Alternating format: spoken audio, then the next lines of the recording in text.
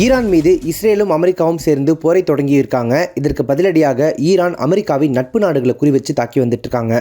Saudi Arabia, ஐக்கிய அரபு Emirates, Qatar, Bahrain, Oman, Jordan உள்ளிட்ட நாடுகள் மீது தொடர்ந்து தாக்குதல் நடத்திட்டு வந்துட்டு இருக்காங்க.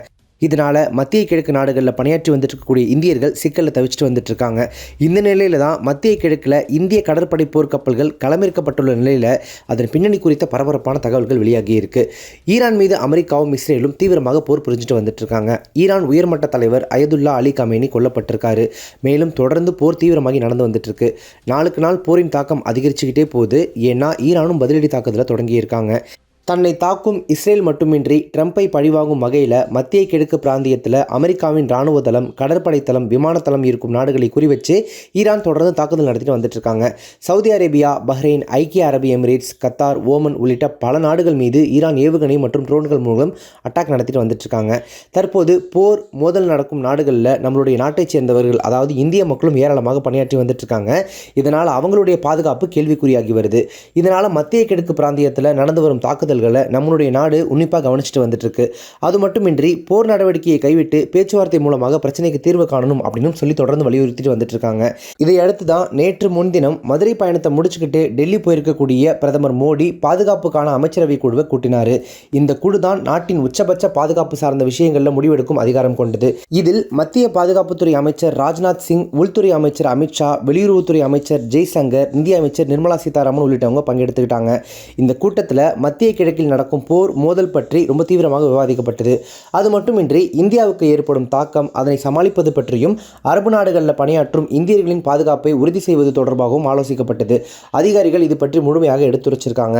இந்த நிலையில தான் தற்போது புதிய தகவல் வெளியாகி இருக்கு. போருக்கு நடுவில் மத்திய கிழக்கில் இந்திய போர்க்கப்பல்கள் நிலைநிறுத்தப்பட்டிருக்கிறதா தகவல்கள் வெளியாகி இருக்கு. இதனுடைய பின்னணி என்ன அப்படின்றது சம்பந்தமா மூத்த அதிகாரி ஒருத்தர்கிட்ட கேட்கும்போது அவர் என்ன சொல்லியிருக்காரு அப்படின்னா, சங்கல்ப் நடவடிக்கையின் கீழ் இந்திய கடற்படையின் 2 கப்பல்கள், ஒரு போர்க்கப்பல் மற்றும் ஒரு டெஸ்ட்ராயர் கப்பல் என 2 கப்பல்கள் ஏற்கனவே ஏடன் மற்றும் ஓமன் வளைகுடாக்கல்ல உள்ளது. இந்த கப்பல்கள் கடற்கொள்ளையர் விரட்டியடிப்பது மற்றும் வணிக கப்பல்களின் பாதுகாப்பு பணிகளில் ஈடுபட்டு வந்துட்டு இருக்கு.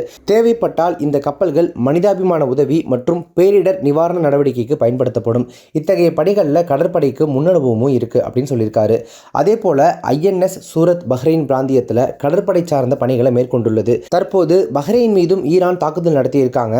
இதனால விரைவில் INS சூரத் போர்க்கப்பலும் நிவாரணம் மற்றும் மீட்பு பணிக்கு பயன்படுத்த வாய்ப்புள்ளதாக தகவல்கள் வெளியாகி இருக்கு. அதாவது இஸ்ரேல், ஈரான், சவுதி அரேபியா, ஐக்கிய அரபு எமிரேட்ஸ் உள்பட பல நாடுகளில் இந்தியர்கள் ஏராளமாக பணியாற்றி வந்துட்டு இருக்காங்க.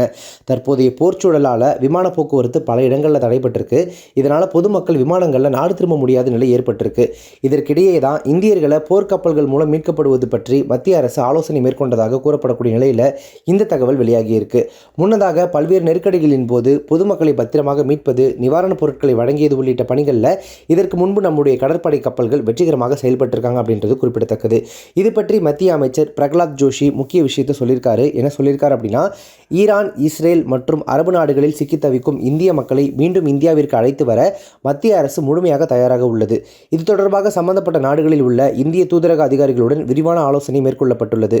உக்ரைனில் போர் தொடங்கிய போது அங்கிருந்து இந்தியர்கள் பத்திரமாக அழைத்து வரப்பட்டனர். அதேபோல் எங்கு இருந்தாலும் இந்தியர்களின் பாதுகாப்புக்கு மத்திய அரசு முன்னுரிமை கொடுக்கும்.